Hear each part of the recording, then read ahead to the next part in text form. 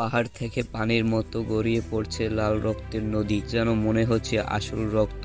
ইরানের হরমুজ দ্বীপে এই অবাক রহস্য দেখে সবাই মনে করছেন এটা কি কোনো অশুভ সংকেত নাকি প্রাকৃতিক খেলা। হঠাৎ করে এই নদী ও সমুদ্রের পানি এমন টকটকে লাল হয়েছে কেন?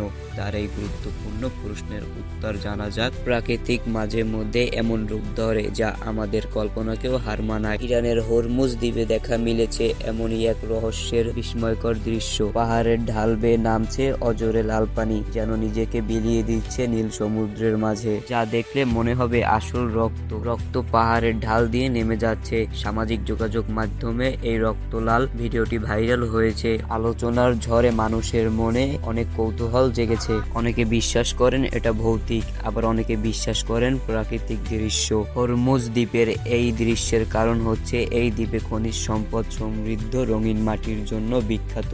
এই মাটিতে রয়েছে প্রচুর আয়রন ও লৌহ, আকরিক স্থায়ী গোলক নামে পরিচিত।